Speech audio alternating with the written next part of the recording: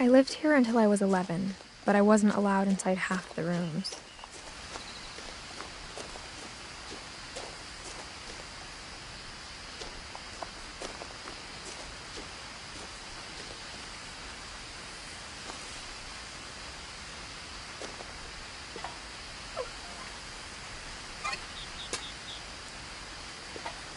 Inside the mailbox were bills from 7 years ago, marked urgent, open immediately.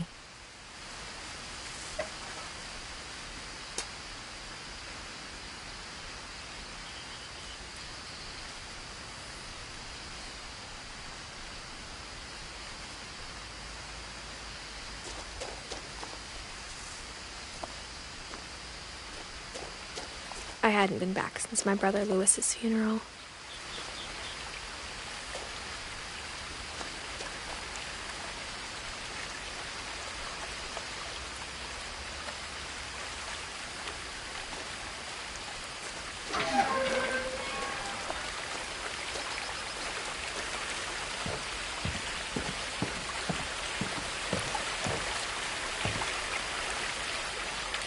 In her will, my mother left me a key but didn't tell me what it unlocked. Maybe she thought I'd know, or she thought the mystery would be enough to bring me back.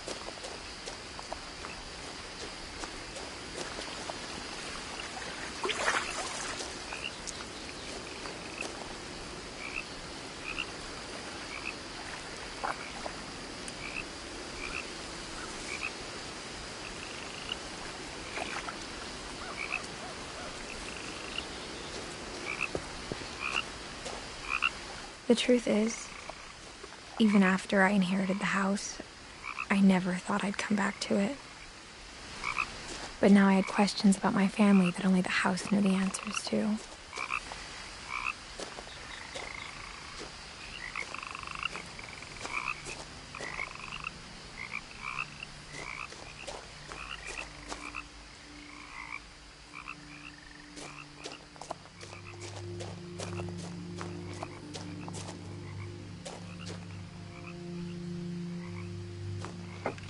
The woods around the house have always been uncomfortably silent, as if they're about to say something but never do.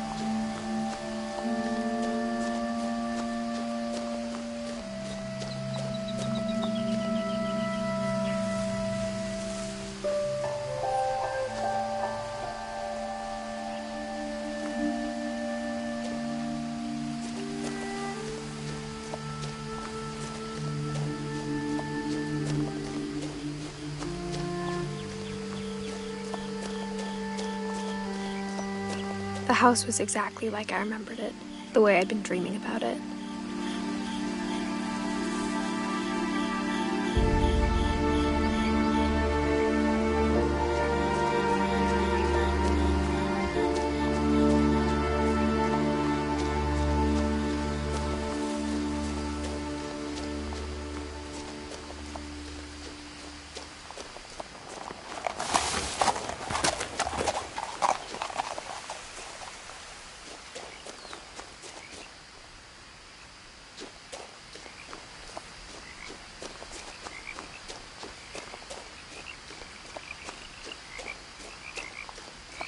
No one had driven this way in a long time, but I saw a few hoof prints.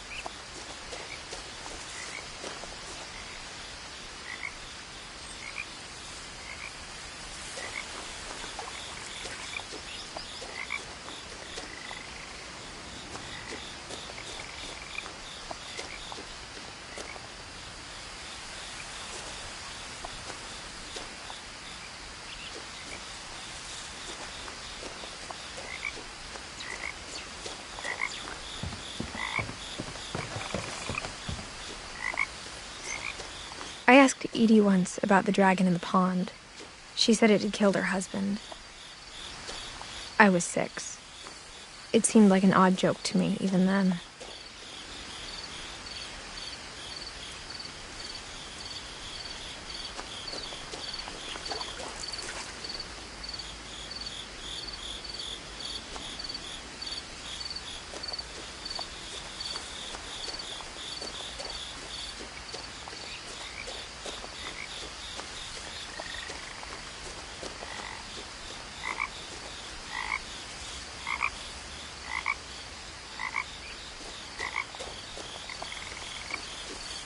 As a child, the house made me uncomfortable in a way I couldn't put into words.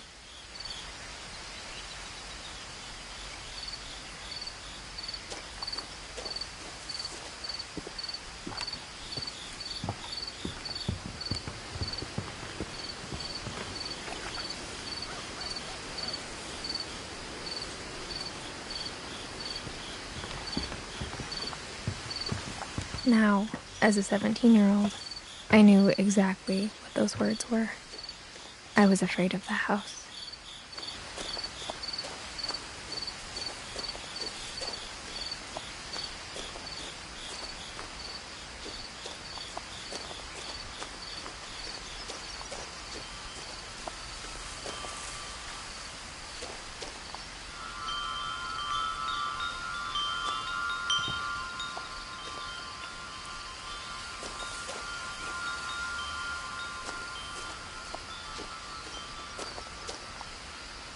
The house felt like it had always been here. Even the swing set was older than my mother.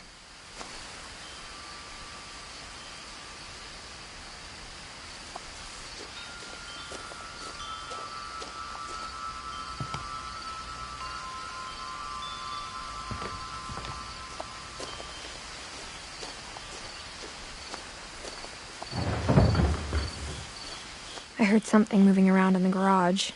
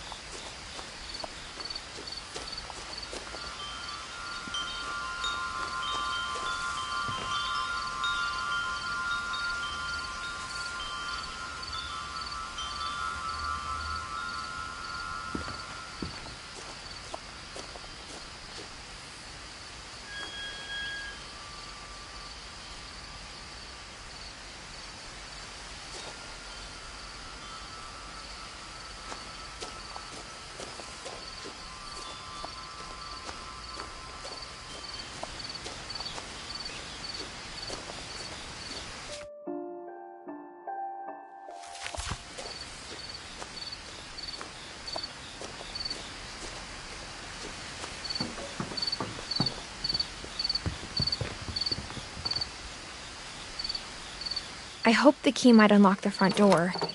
It didn't.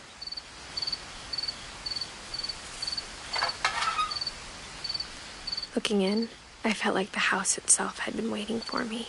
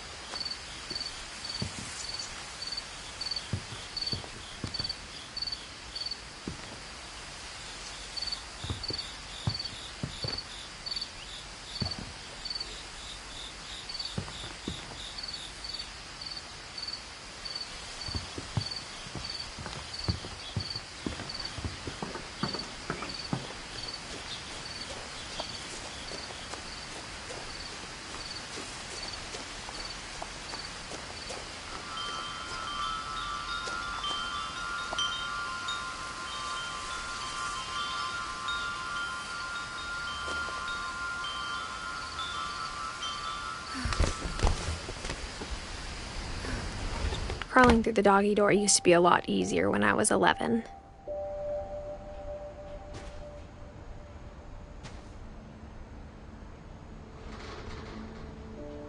The power had been turned off the night we left.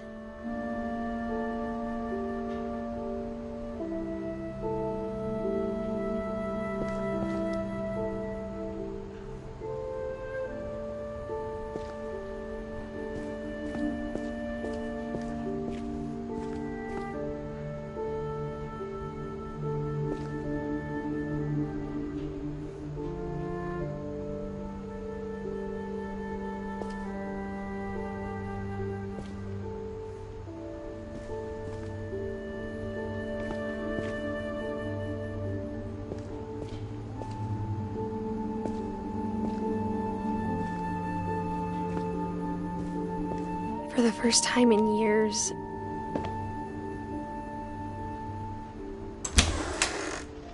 I felt like I was home.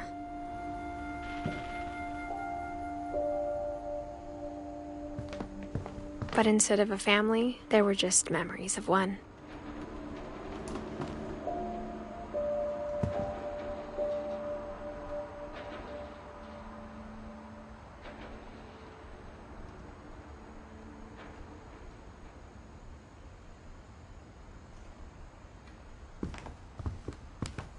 Like how after Louis started working at the cannery, we all got sick of eating salmon.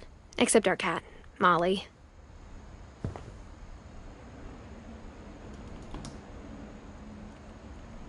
Or how only one restaurant would deliver to our house, so we had Chinese a lot.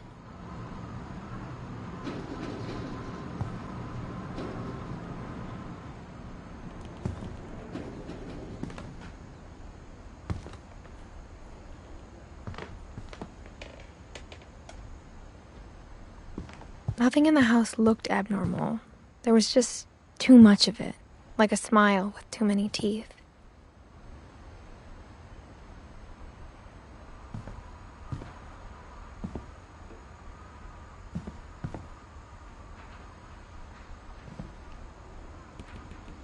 My mom wasn't much of an optimist, but she never stopped believing that my brother Milton was alive.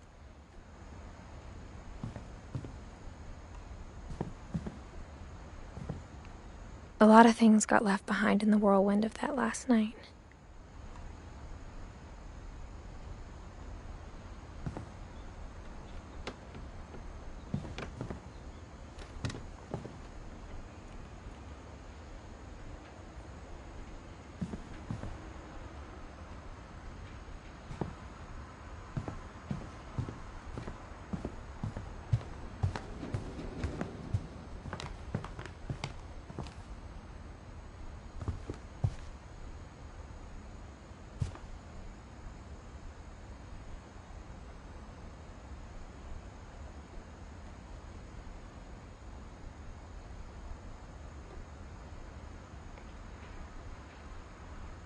The table was still a from the night we left.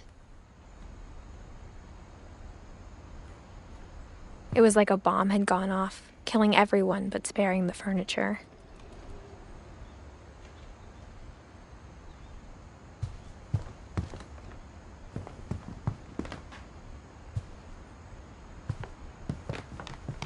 My mom was the only one of us who could imagine Great-Grandma Edie living in a nursing home.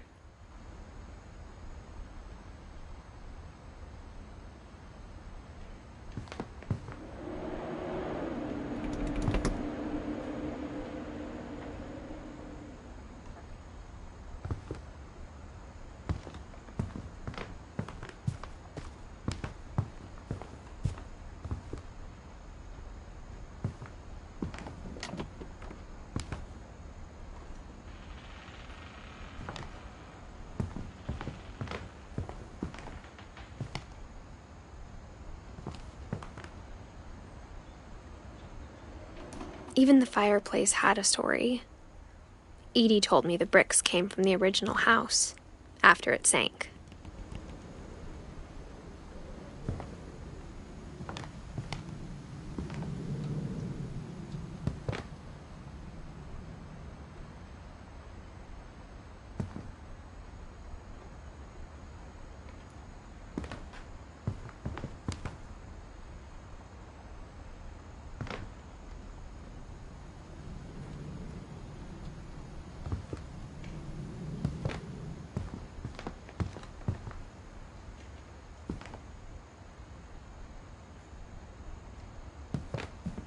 Mom always told me to stay out of the basement, so I wasn't too surprised when the key didn't fit.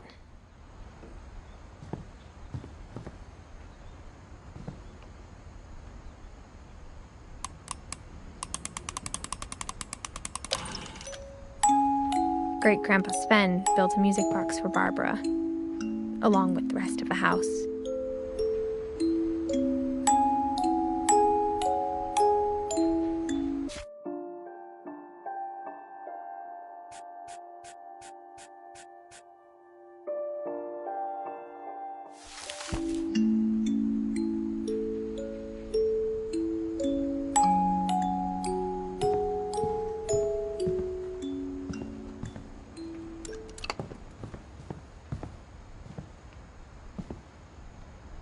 After Milton disappeared, Mom sealed up all the bedrooms.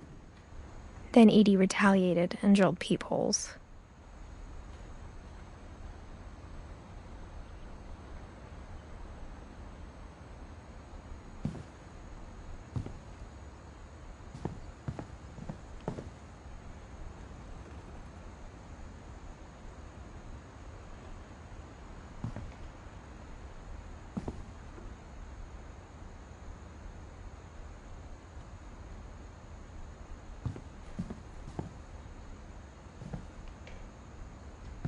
I spent a lot of time playing in Great Uncle Walter's room.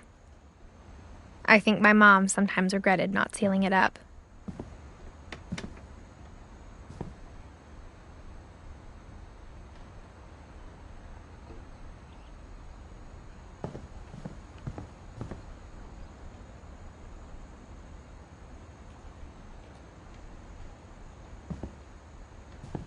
Louis told me there were secret passages, but I never believed him.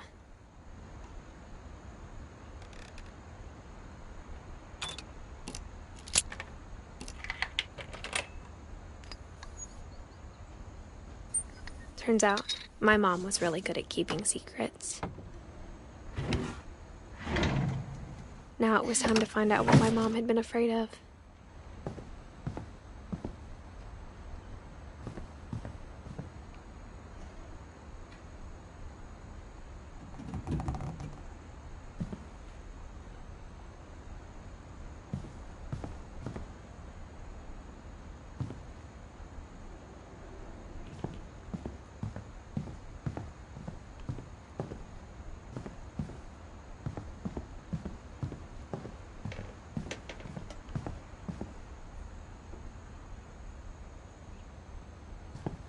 Edie's father, Odin, built the original house.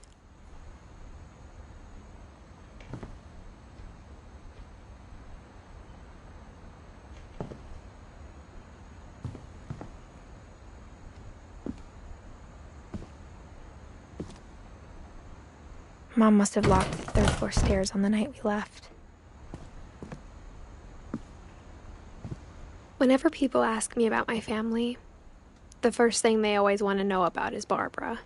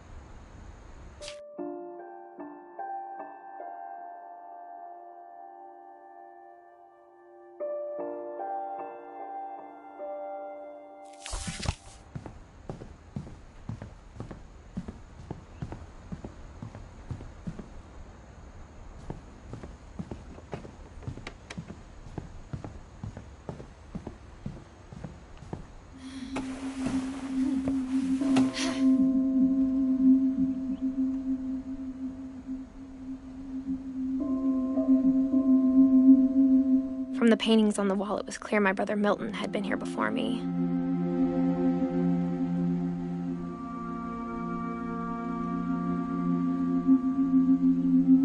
Reading this, maybe it sounds like I had a plan. But I had no idea what was behind that door.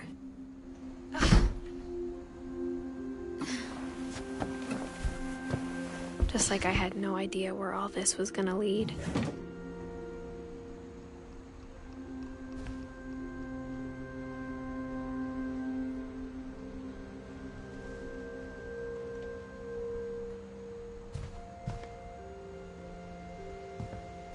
I grew up looking at Molly's room through the peephole. Molly's gerbil had a tiny bedroom with its own even tinier gerbil cage.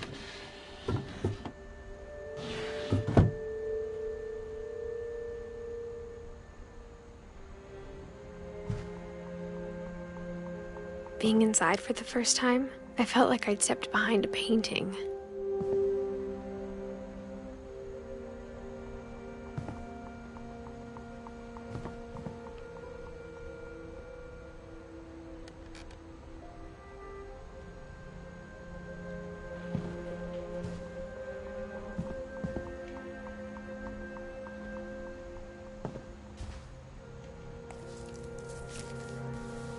December 13th, 1947. Dear Diary, I'll be gone soon, but I wanted to tell somebody about what's gonna happen. It started when Mom sent me to bed without dinner. I woke up and I was starving, so I looked around for something to eat.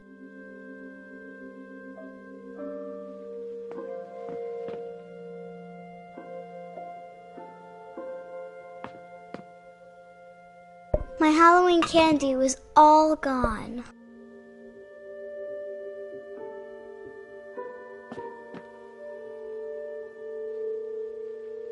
The gerbil food was dry, but I didn't mind it.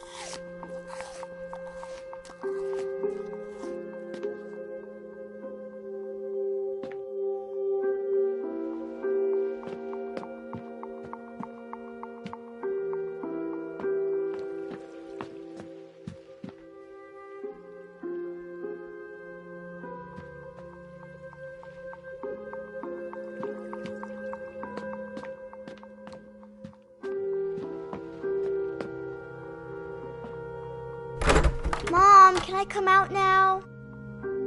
Sweetheart, it's late. Go to sleep.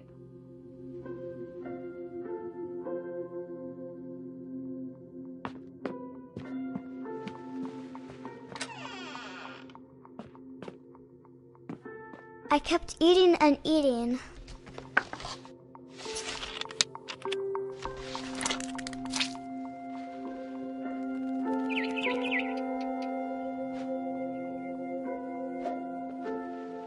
I ate a lot of things that night.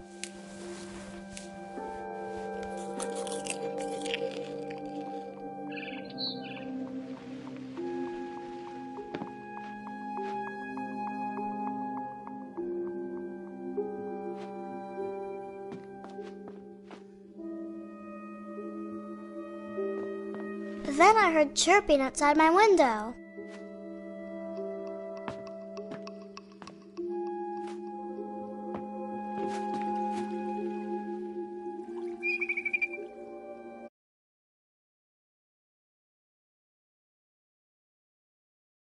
It was a barn swallow going back to her nest.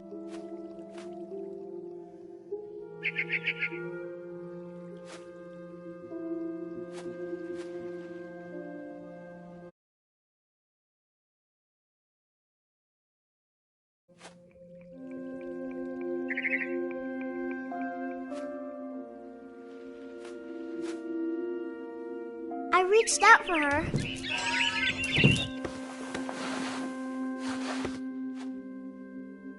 And suddenly, I was a cat.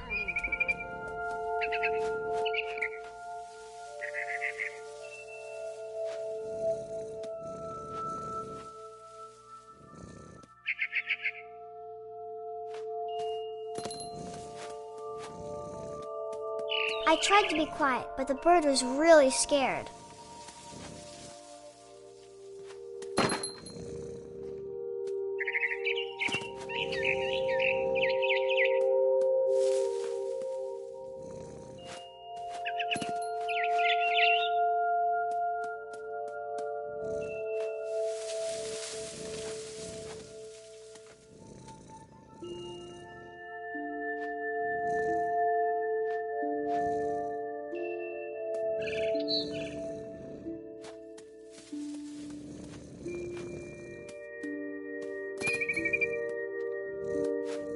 Mom and Dad didn't even look at me.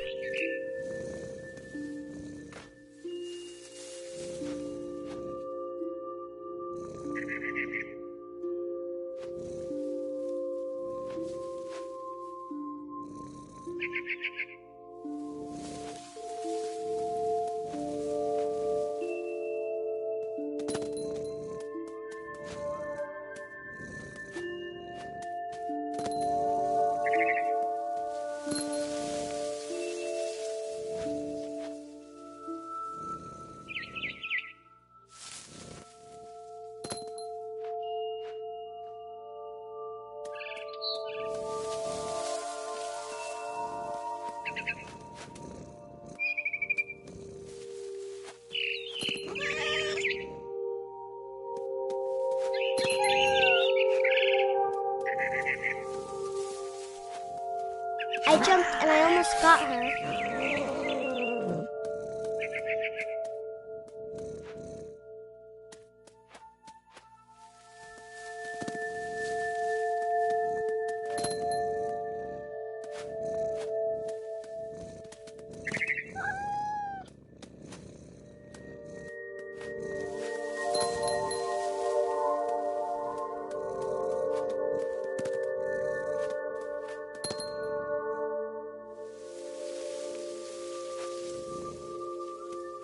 I could tell she was getting really tired.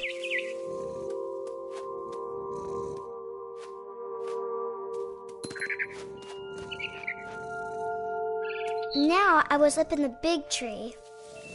I promised Dad I wouldn't climb it anymore. All I cared about was eating that mama bird.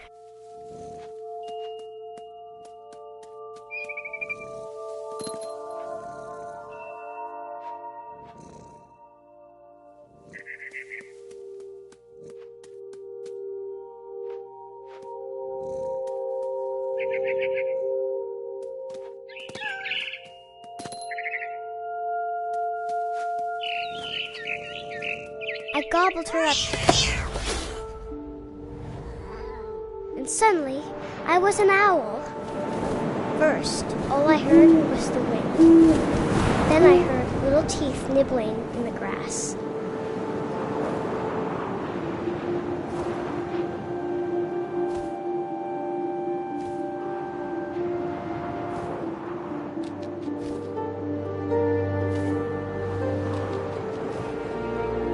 Rabbits.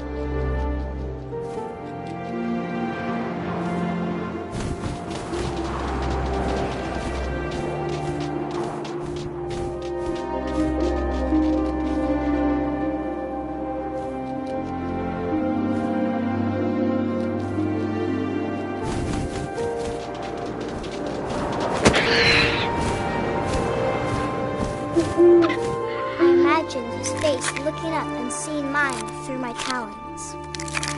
I swallowed him up, and I didn't chew one bit. Then I flew off to find something bigger.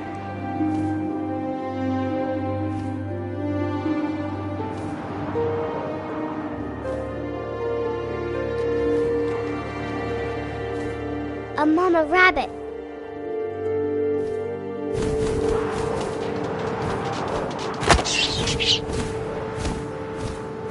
She was almost too big to carry.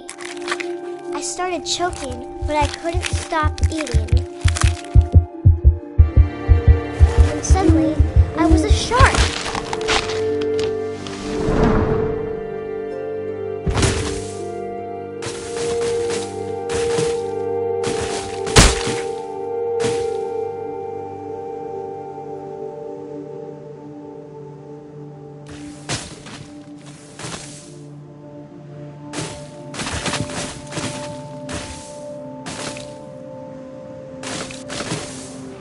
I rolled off a cliff and into the ocean. Now, I was hungrier than ever.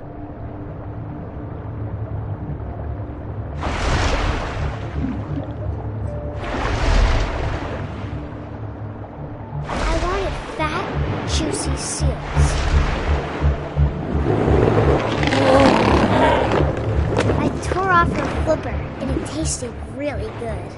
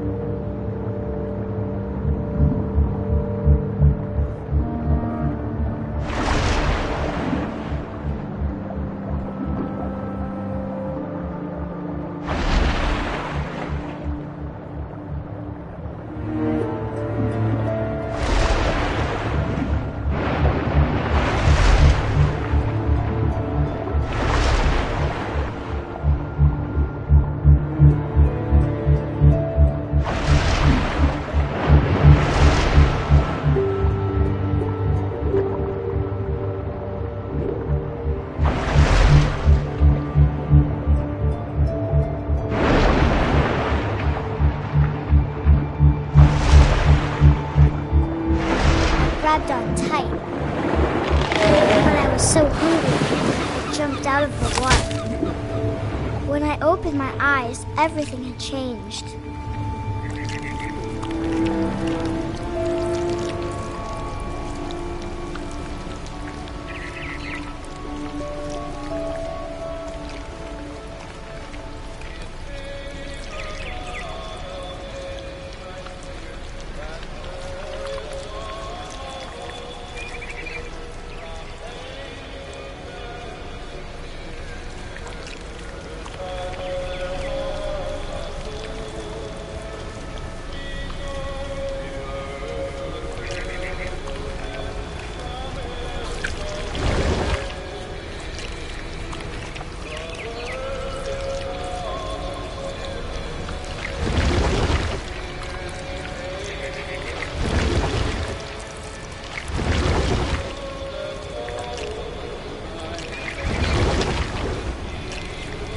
Now I was a monster, and I smelled people everywhere.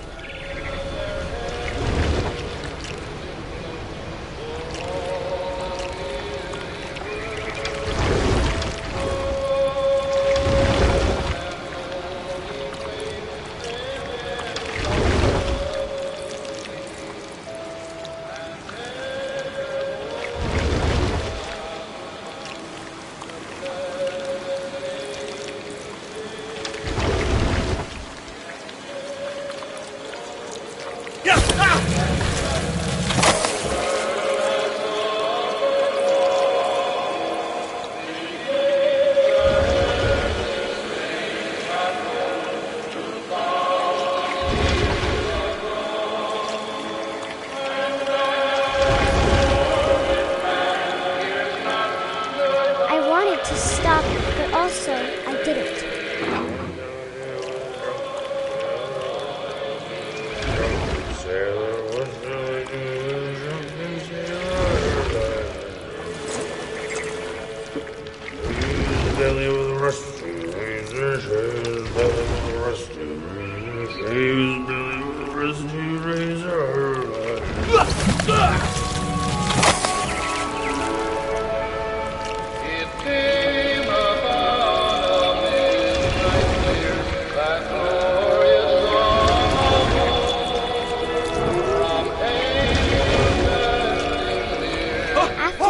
Passenger, I was still hungry. And to cross the water, I smelled something new. Something I had to have, so I swam towards it.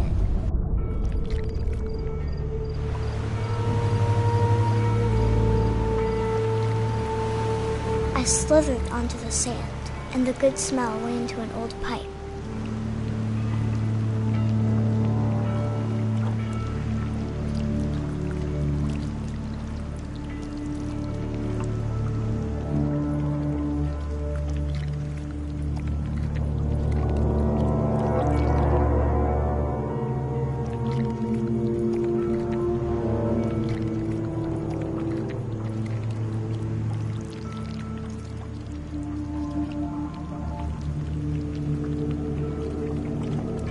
I got closer and closer.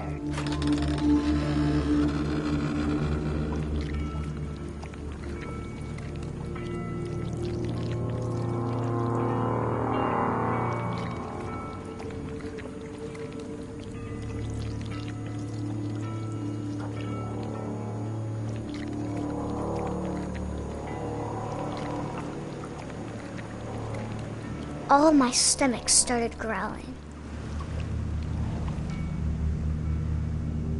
And suddenly, I was me again. I held my breath for a long time, but I couldn't hear anything. I think it's waiting for me to fall asleep.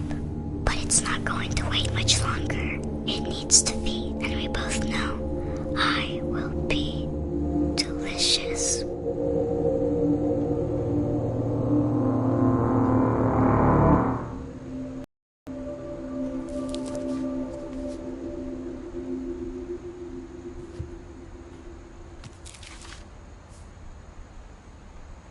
I'm not sure if I believed all of that, but I'm sure Edie would have.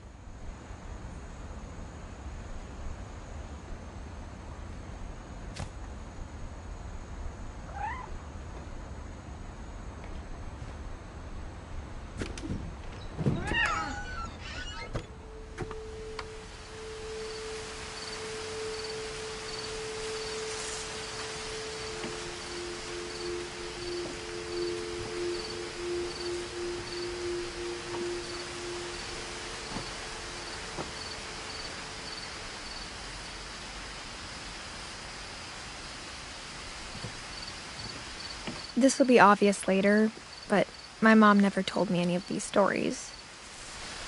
Edie would have, but Mom didn't like bringing up the past. Though, when we adopted a stray kitten, she was the one who named it Molly.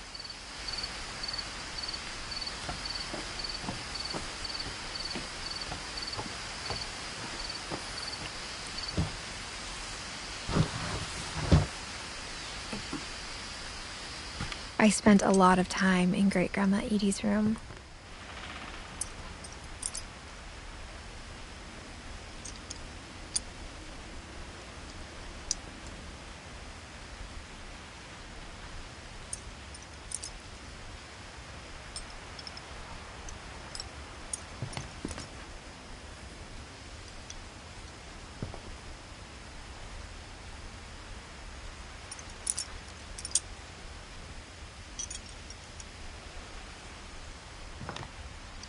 Edie knit me a new pair of gloves every year, just in time to replace the old ones.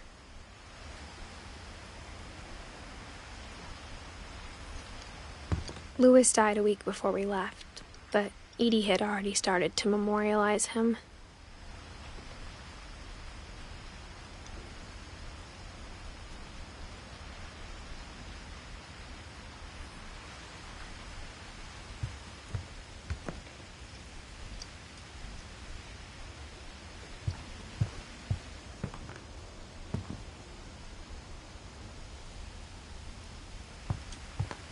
Edie gave a big interview about a mole man living under the Finch house. My mom was furious.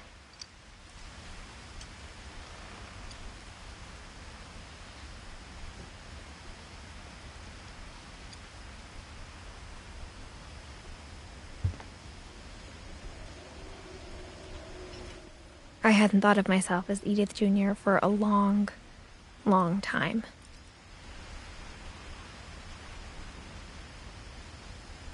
When Edie told people Sven was killed by a dragon, she could also have said he was building a dragon-shaped slide that collapsed. She could have, but she didn't.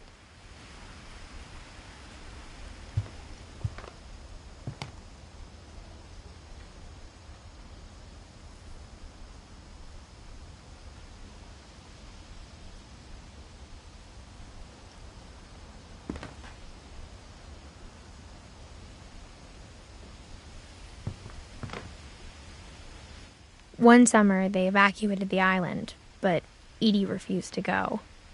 For a few weeks, she was a celebrity.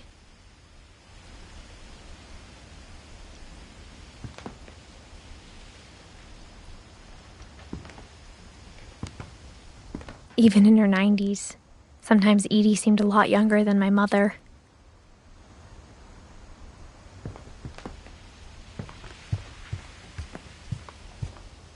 Her room was like a museum.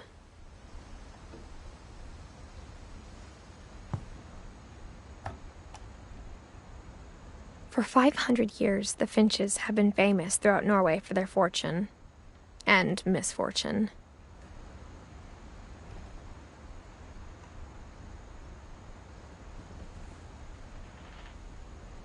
Odin Finch buries the latest victims of the family curse, his wife Ingeborg and their newborn son, Johan. On January 7th, 1937, he set sail with his family and his house, hoping to leave the curse behind. But 40-foot waves off the coast of Washington send the house and Odin to the bottom of the sea. Odin's daughter Edie, with husband Sven and baby Molly, step ashore on their new home, Orcas Island. Odin Finch is the first to be buried in the new family cemetery. His daughter Edie is already dreaming of a new Finch house.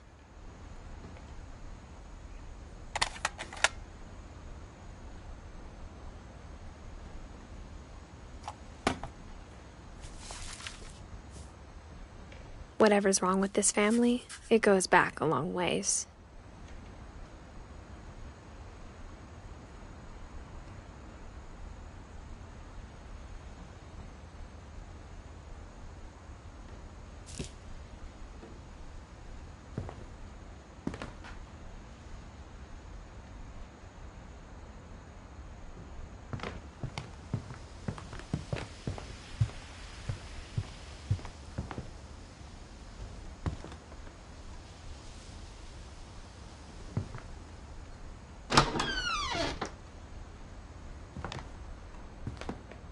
The only trace Grandpa Sam's first wife, Kay, left on the house was the pink bathroom.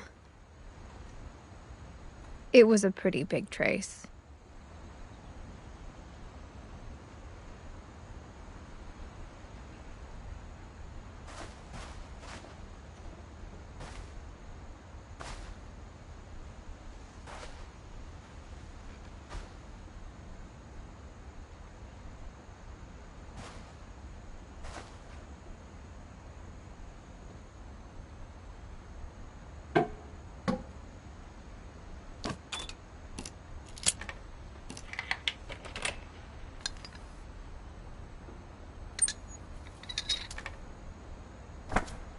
There's a secret in this bathroom.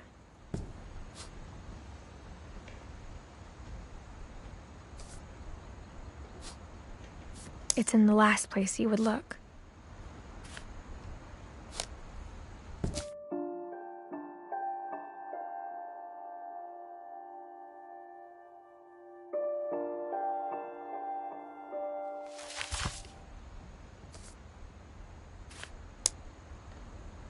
It isn't in the cupboard.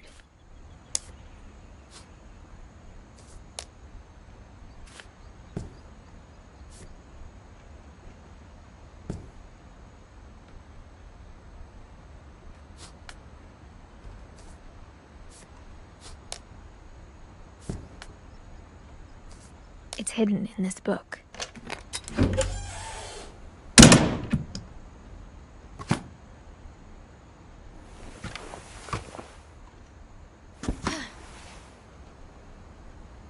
Sven gave Sam an old camera he'd refurbished. He never put it down.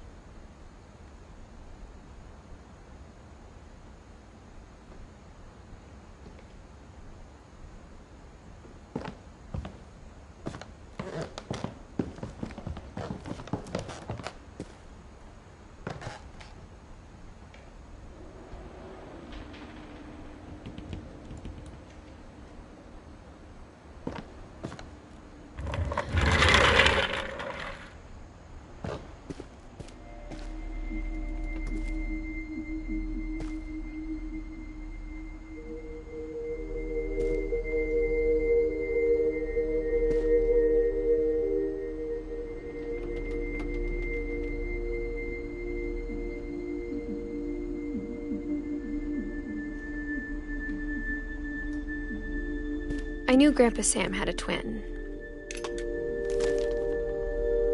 and that he never talked about him.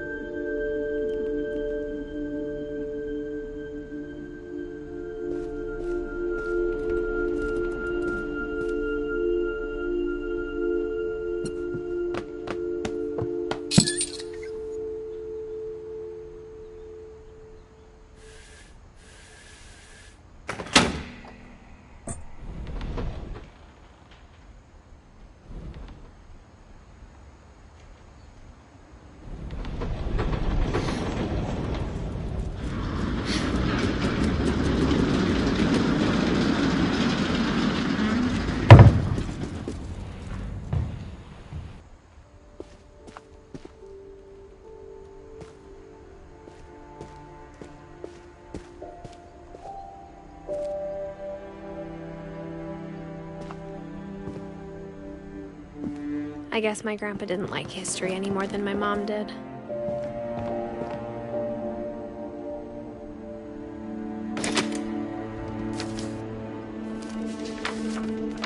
How I Want to Remember My Brother by Sam Finch. The thing I remember is that when he made up his mind, that was it.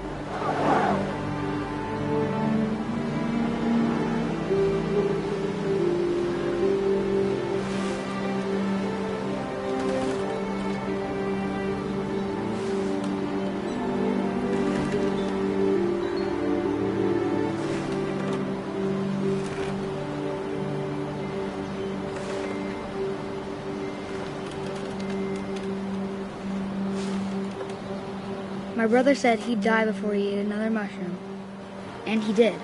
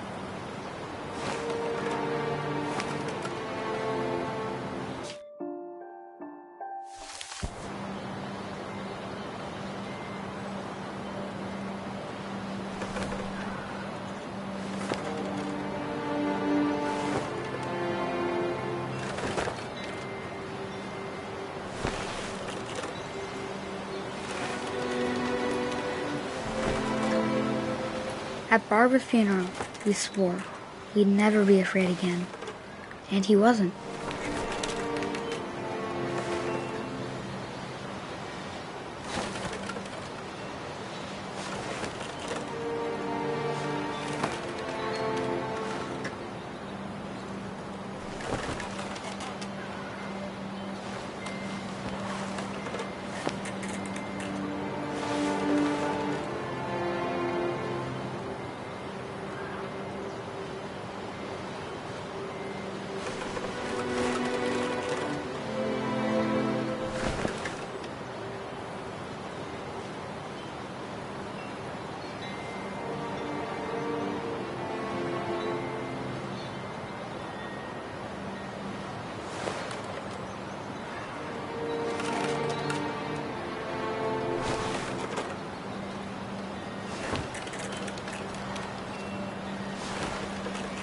I think Calvin always wanted to fly.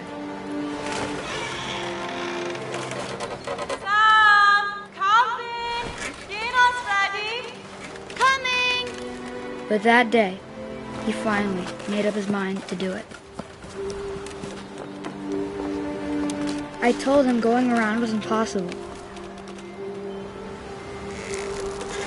Maybe if I hadn't said that,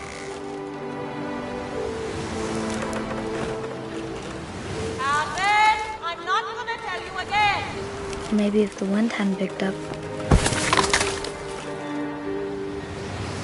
then maybe he'd still be here. But I doubt it.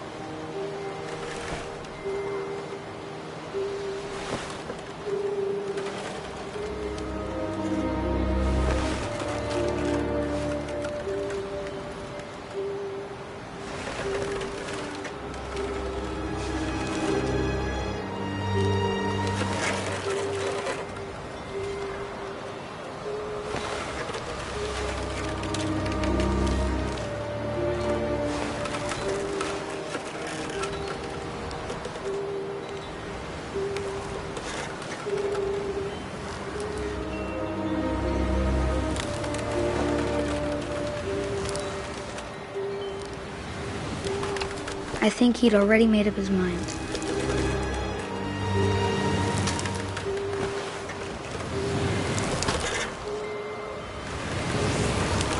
That's what I want to remember about my brother.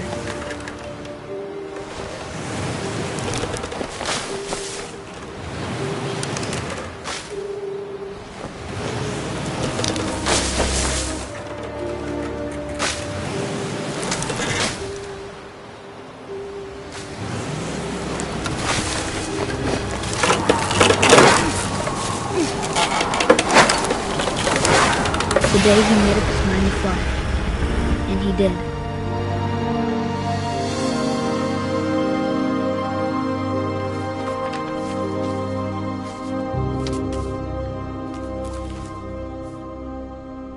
Calvin's story felt strangely familiar. When I was younger, I remember trying to do the exact same thing.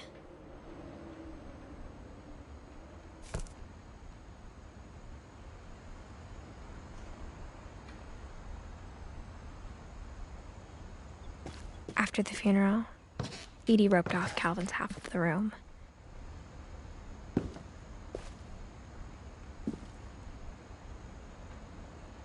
Mom said Grandpa Sam enlisted at 18 and never set foot in the room again.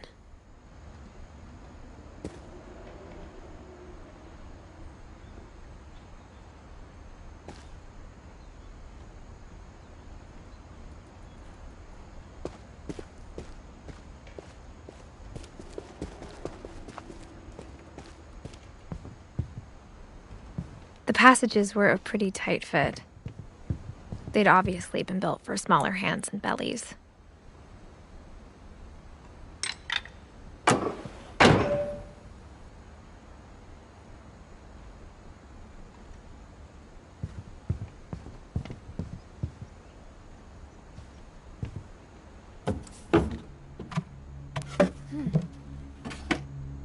Growing up, I always thought of Barbara as a child star.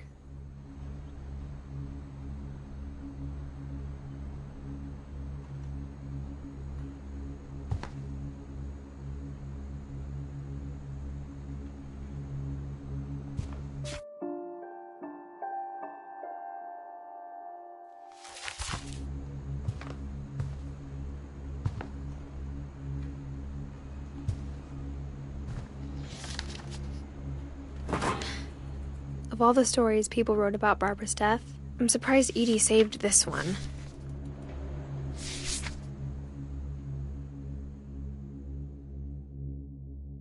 Old Jack here with another ghastly tale inspired by America's most unfortunate family.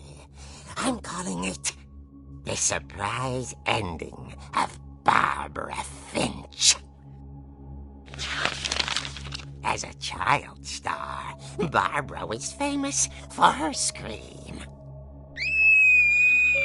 Now at 16, she was all washed up. A has-been. But in a lucky break, she'd been asked to perform her signature scream at a local convention for monster movie fans. It was just the boost her career needed. Unfortunately, her scream hadn't aged well. Getting better. I think you just need the right motivation. Her biggest fan and current boyfriend, Rick, was about to demonstrate when... Now that was a great scream. It was Barbara's father, Sven. He'd slipped into a table saw and had to be rushed to the emergency room. So Barbara got stuck babysitting her youngest brother, Walter. Her convention comeback was cancelled. Okay, I'm hearing frustration, but I'm not hearing terror. What if I tried... A gang of hoodlums in Halloween masks have been terrorizing Orcas Island tonight. Police are urging residents to... That came from the basement. You're right! Also, I loved your delivery on that. Why is your basement door locked? Because my dad likes making puzzles and secret passages. There's a key hidden in the music box. The secret is to keep winding and winding until finally the key pops out. Thanks, babe. I'll be back in a sec. 20 minutes later, Rick hadn't returned. So Barbara went to look for him, right on cue. She reached for the music box. And as she wound the key, she listened for Rick, but the house was silent.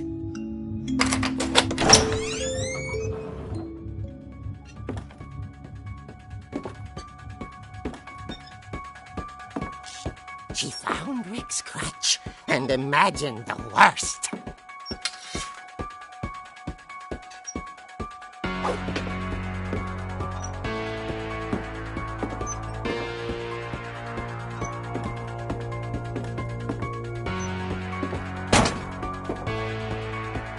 its leader is the infamous Hookman killer, Dr. Carl Hamill, who impaled and then ate his family 10 years ago tonight.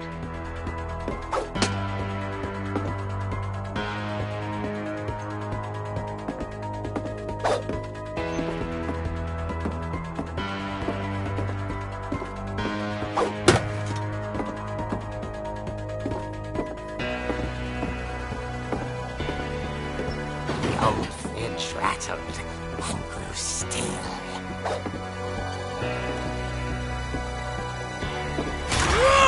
Oh dear! Oh! Rick? Barb, relax. I was just trying to scare you to help you find your scream. Well, I'm not scared, Rick. I'm furious. Then act furious. All I'm getting from you now is that you're hurt and confused and you... She threw him out, but she kept a little something to remember him by. Barb, have you seen my other crutch? And she was still holding it when she fell asleep watching the late picture show. Hours later... Barbara! Walter, what's going on up there? Ah! Okay, I'm coming up, but if this is a trick, you're dead, Walter.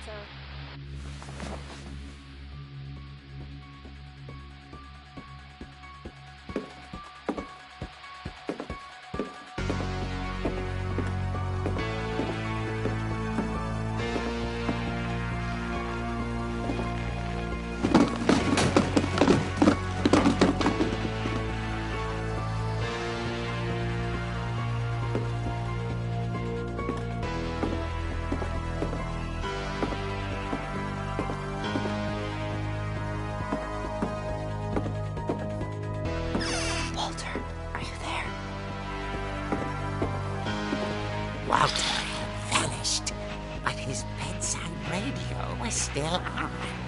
Orcas Island police describe the man as 6 feet tall, with a steel hook for a hand. Residents are urged to lock all doors and windows and notify the police of any suspicious activity. Barbara turned, saw the hookman, and was speechless.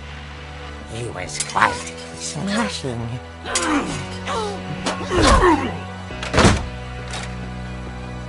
And where he was, he couldn't get enough of Barbara.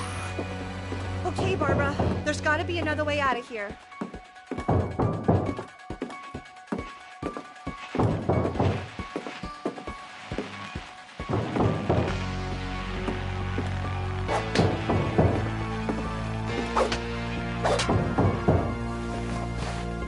That night, she played her part beautifully.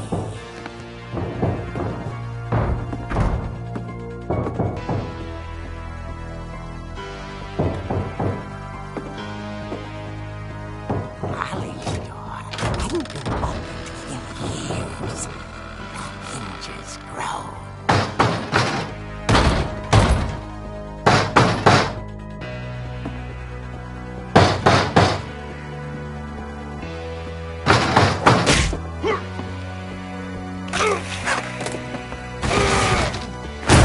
He wasn't moving, but she sensed the story might not be over yet.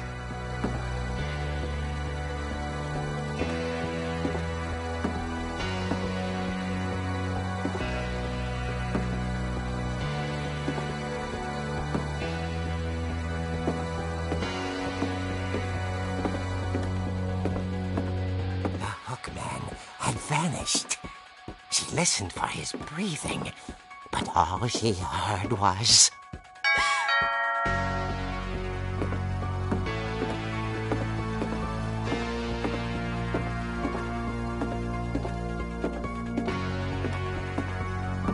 Someone at the door was dying to speak to young Barbara.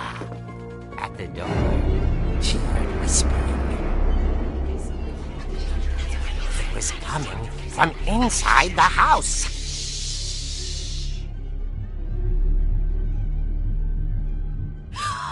Oh dear. Surprise! Bravo, Barbara! You were wonderful! The monsters had come to surprise her. For Barbara, it was a dream come true. Then she saw what kind of monsters they were, and she realized what was about to happen. She was going to be famous. And with her final breath, Barbara Finch gave the performance of her life.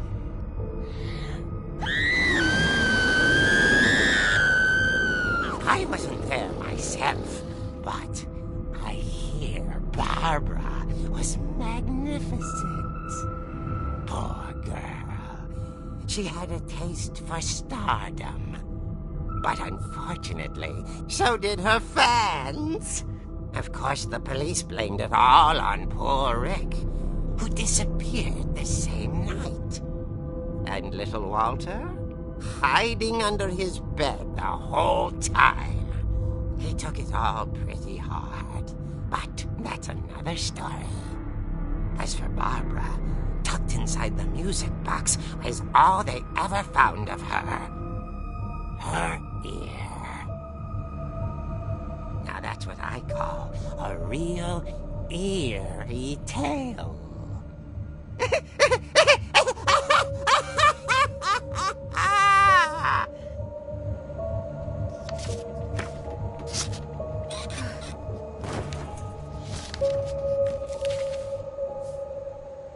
Edie told me all Barbara wanted was to be remembered, as absurd as that comic was. Maybe what Edie saw was a happy ending.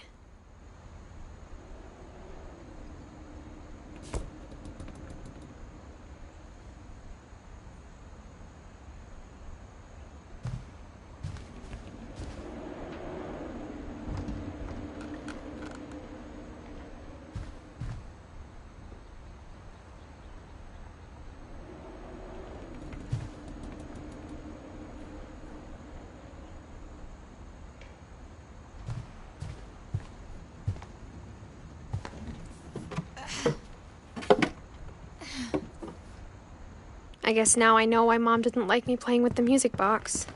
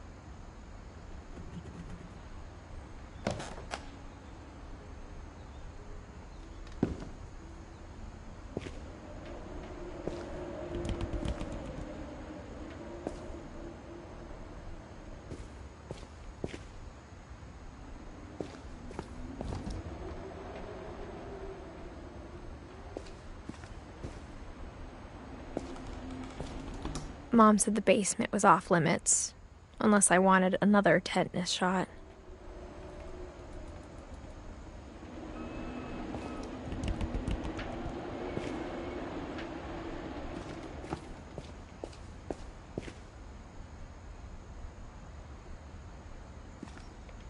I saw Edie sneak down to the basement once, carrying packages.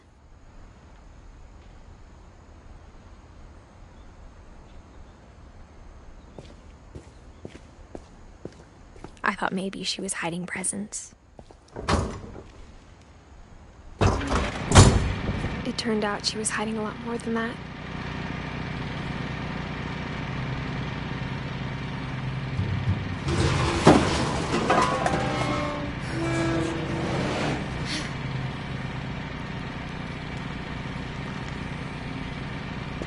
I remember asking Mom once about where Walter had gone. She said after Barbara died, he got as far away as he could.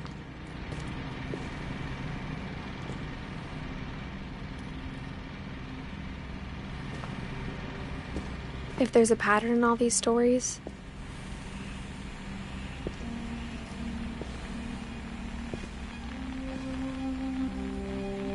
I think it's that none of us has gotten very far.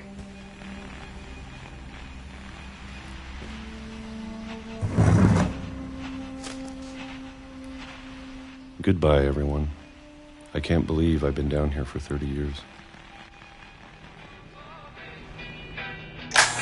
On that first day, after the shaking started, I didn't think I'd survive a week.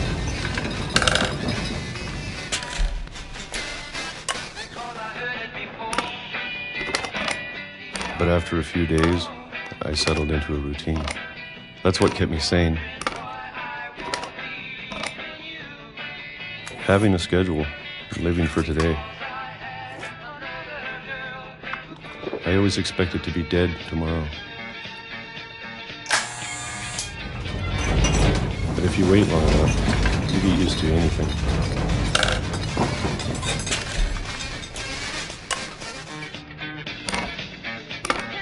Even a monster on the other side of the door starts to feel normal. Almost friendly.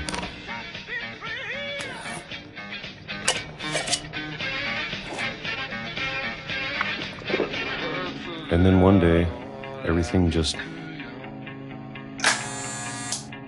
stopped. Whatever that thing was, it was gone. Maybe it got tired of waiting. Or maybe I just got tired of being afraid.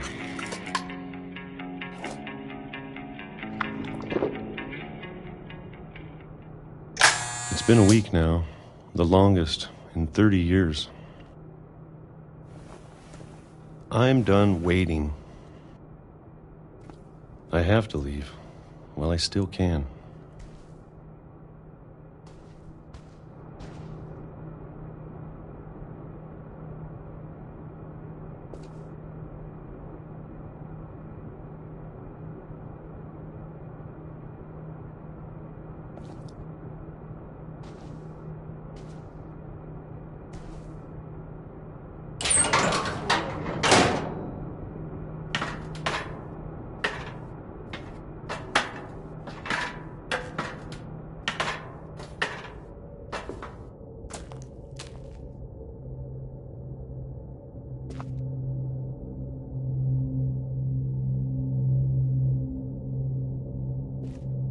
I know it's out there, somewhere. Whatever killed Barbara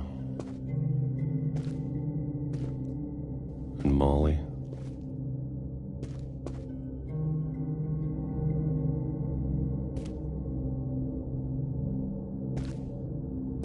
And Calvin.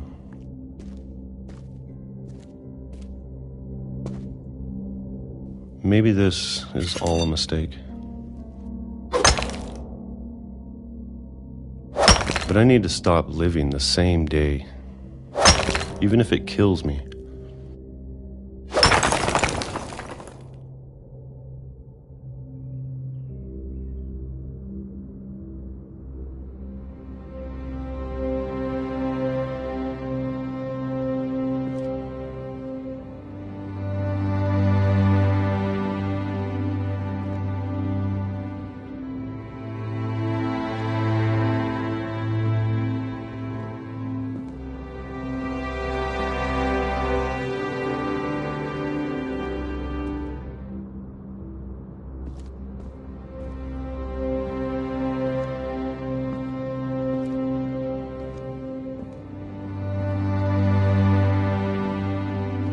Whatever's out there, I want you to know I'm ready for it. I'm going to appreciate all of it, especially the food. I don't mind if I only have a year left, or a month, or a single week. I'd be happy with one new day. I can already imagine the sun on my face.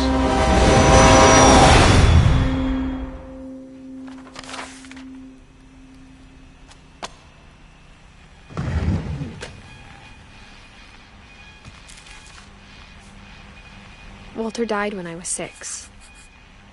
I can't believe my mom never told me he was down here.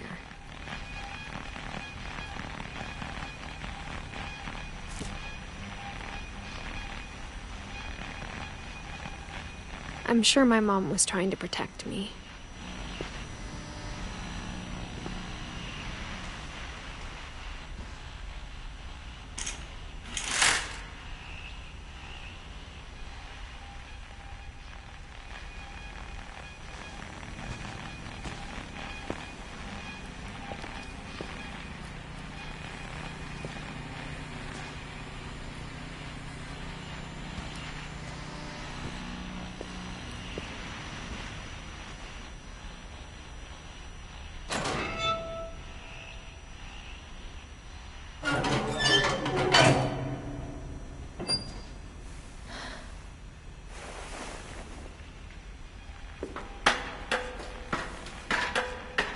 Maybe she was afraid I'd end up like Walter.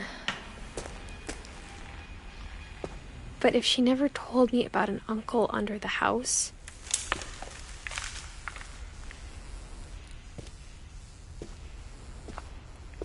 I can only imagine what else she was hiding.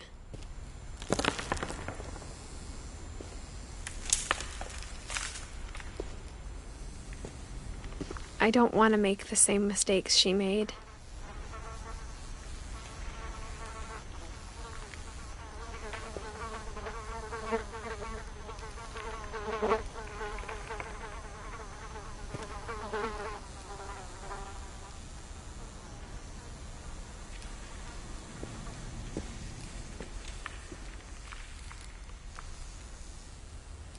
Trying to bury something that's still alive.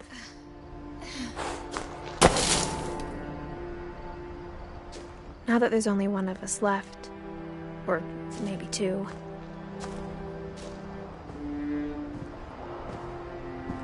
I thought it was time I heard the stories for myself.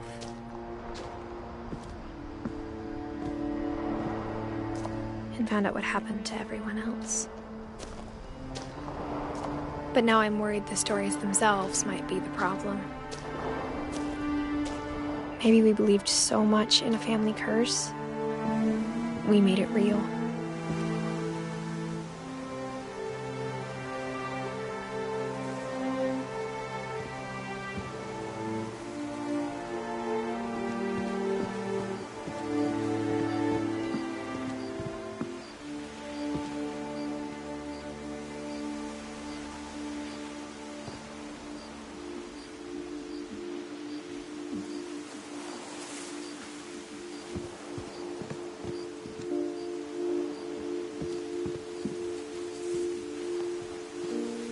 I don't know if I should even be writing this.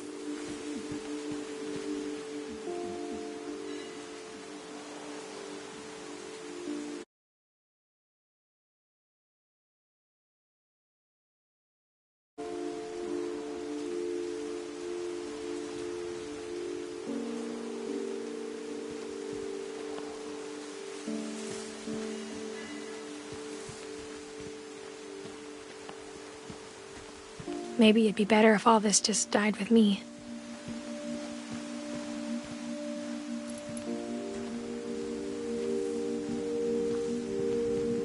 But I thought you should know about your family.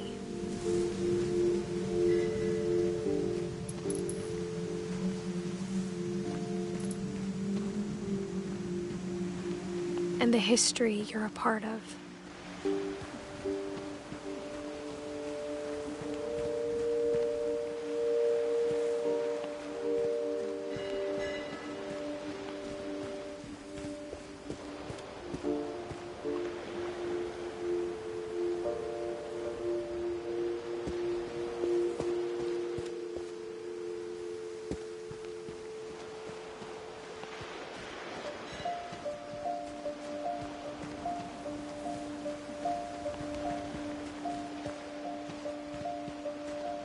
Though to be honest, I feel as lost as you probably do right now.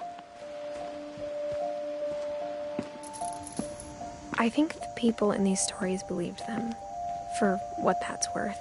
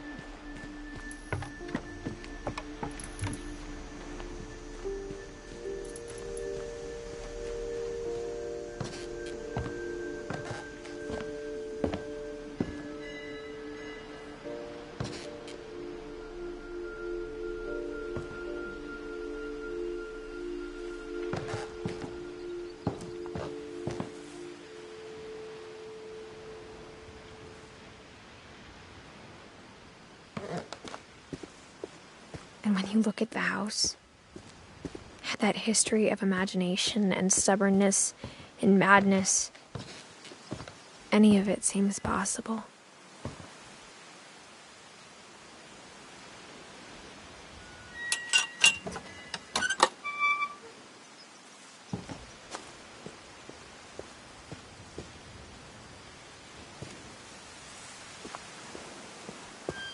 I think we've been surrounded by death for so long, we've just gotten used to it. What kind of family finishes building a cemetery before starting the house?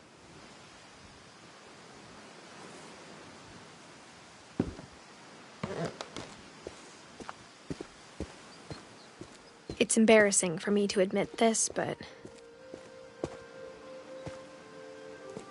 the pet cemetery may be more uncomfortable than the human one.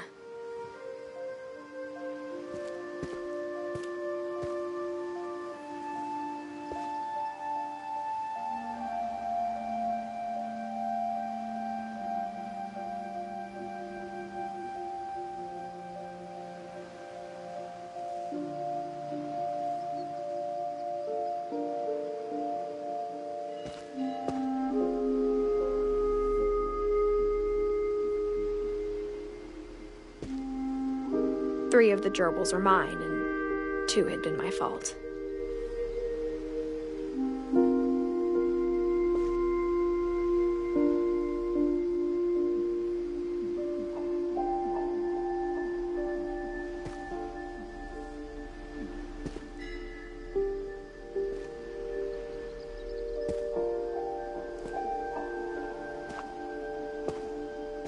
Sven built the house, but it was Edie who designed the cemetery.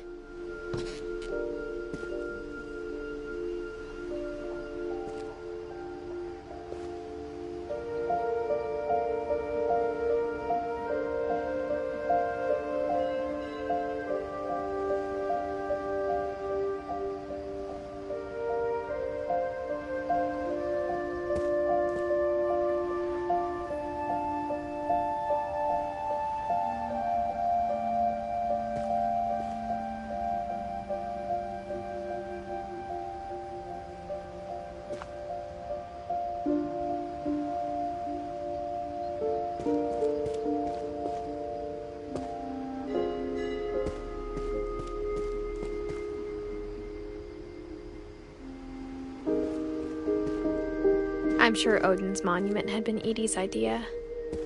My mom was always trying to move on, but for Edie, the past never went away.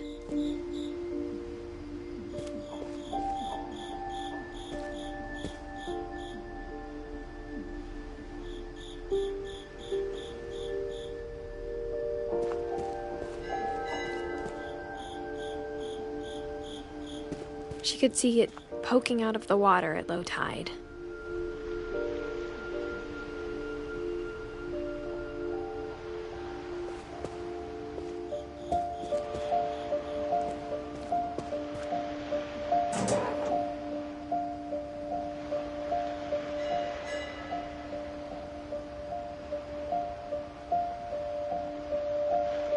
Edie said she dreamed about the old house every night.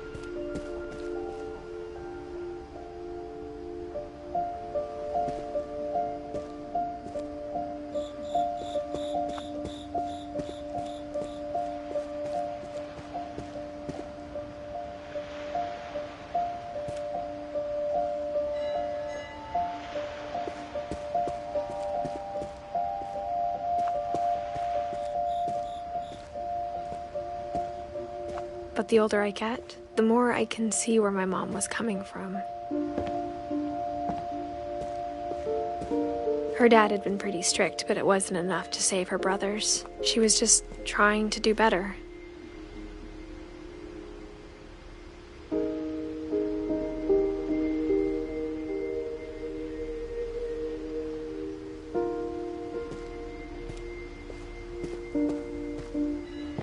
She lost 2 of her brothers, just like I did.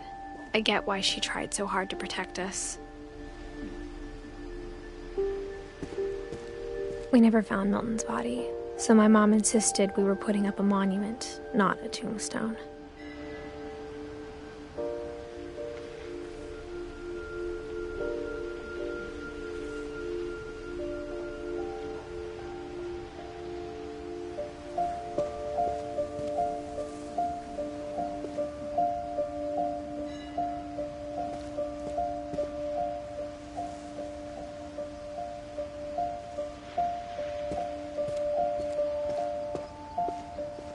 There's so many things I wish I could ask my mom now. Part of me thinks this is what she wanted all along. For me to come back someday and find everything out for myself.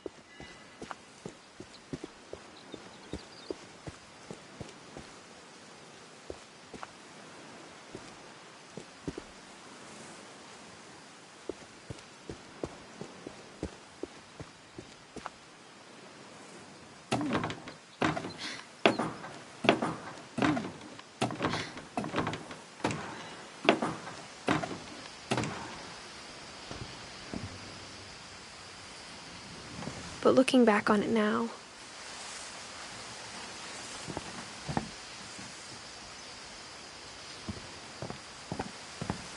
if she told me there was going to be so much climbing, I never would have come when I was 22 weeks pregnant.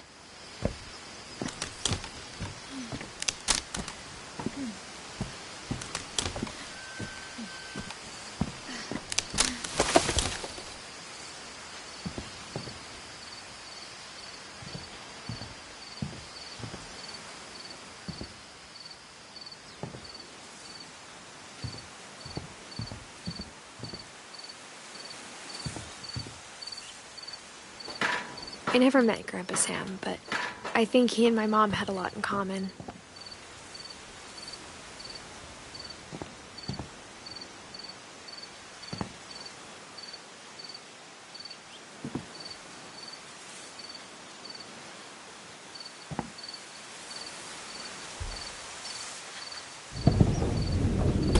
They were both pretty intense.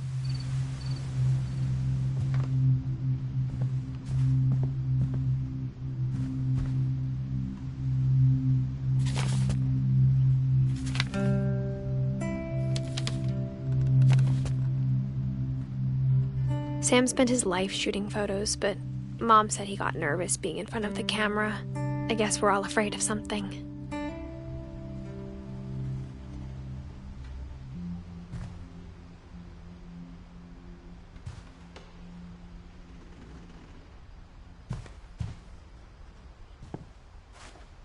Instead of hiding from death, Sam seemed to go out of his way to meet it.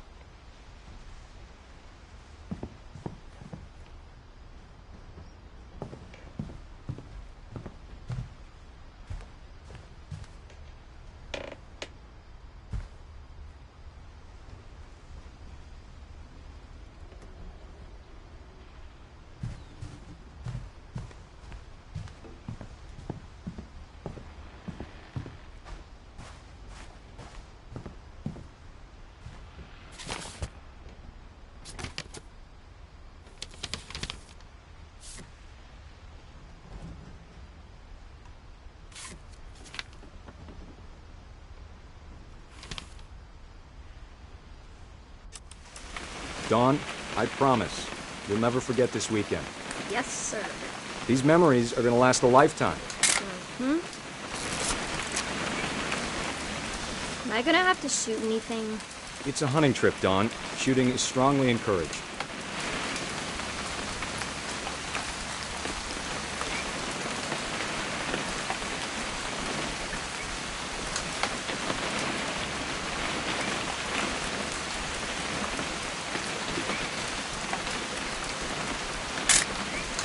Shouldn't we be leaving? Just want to get a shot of you, Dawn, then we can take off. What? Perfect. It's gonna rain the whole weekend, isn't it? Please just take the damn picture. Hey, language. Did you want to get a picture of me or what?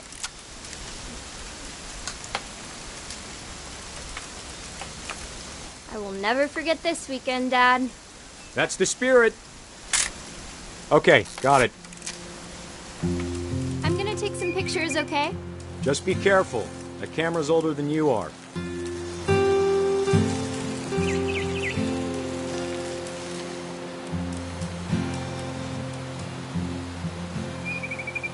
You're right, Dad. It's starting to clear up. Still freezing, though.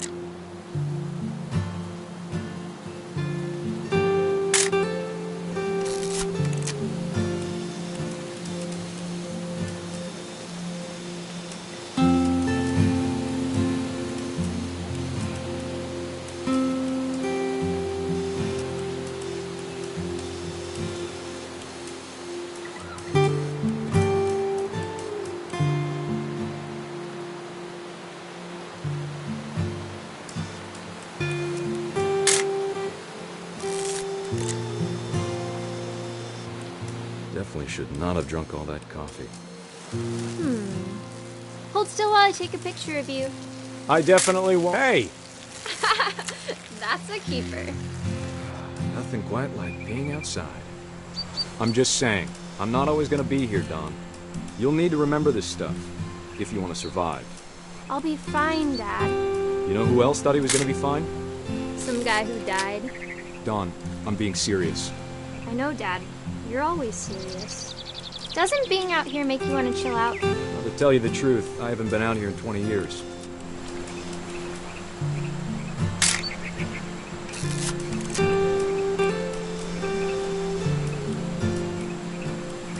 Last time I was with my brother Calvin. Man, that was a great trip. Your grandpa Sven taught us how to fish, how to build a fire. We found an old logging trail. There were deer everywhere. I bet if I could remember where that trail was, we'd spot a buck for you in no time.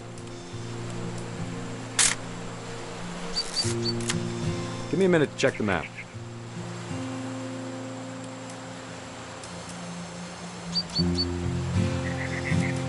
Dad! Good eyes, Dawn.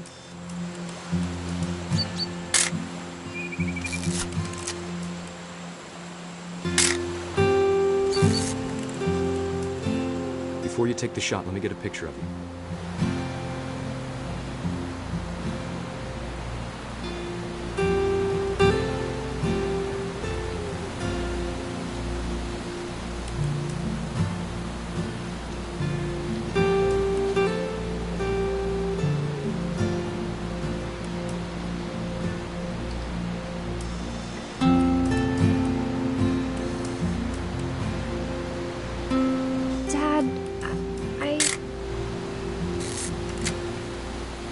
Let me get behind you.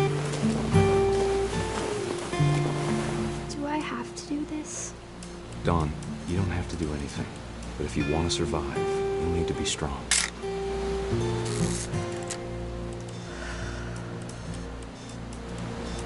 Now keep yourself squared up, elbows down, like we practiced. Whenever you're ready. Great shot, Dawn!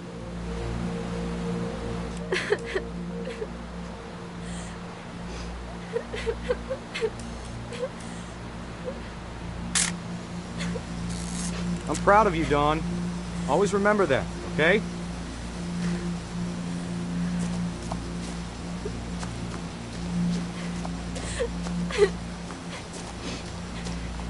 Sorry, Dawn. Just gotta reset the timer.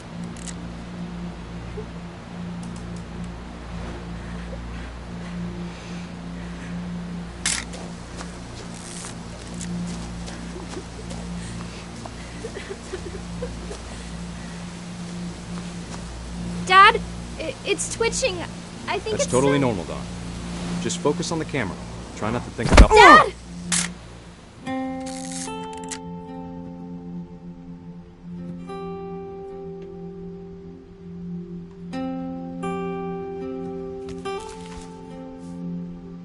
Of all these stories, that's the one I wish most that my mom had told me.